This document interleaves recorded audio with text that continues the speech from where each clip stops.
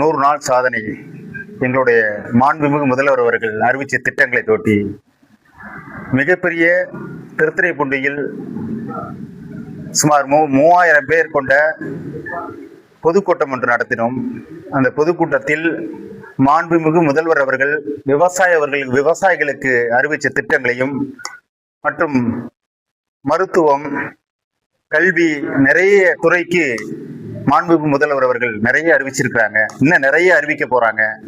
நாங்க சொன்னது மட்டும்தான் செய்வோம், இன்னும் நிறைய சொல்லாததும் செய்வோம். எங்களுடைய மாண்புமிகு முதல்வர் அவர்கள் எளிய மக்களுக்காக இந்த ஆட்சியை நாங்கள் எடுத்து வந்திருக்கிறோம். ஜனநாயக குடி, நேர்மையான ஊழல் இல்லாமல் ஒத்த ரூபா கூட எங்களுடைய கட்சி தோழர்களும் சரி, எந்த அதிகாரிகளும் சரி, எந்த விதமான ஊழலும் இல்லாமல் இந்த எங்களுடைய 5 ஆண்டு ஆட்சிகளை மக்களுக்காக நேர்மையான முறையில் நாங்கள் நடத்துவோம் என்று நாங்கள் உறுதியளிக்கிறோம்.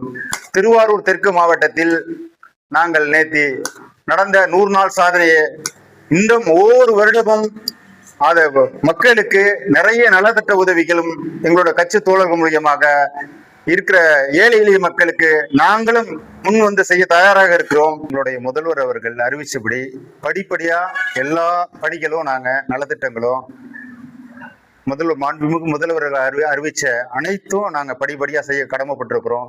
முதல்வர் செஞ்சுக்கிட்டு இருக்கிறாங்க. எங்களுடைய தமிழக வெற்றி கழக தோழர்கள் திருத்துறைப்பூண்டி சட்டமன்ற தொகுதிக்கு கடுமையாக நாங்கள் மக்களுக்காக பணி செய்வோம், உழைப்போம்.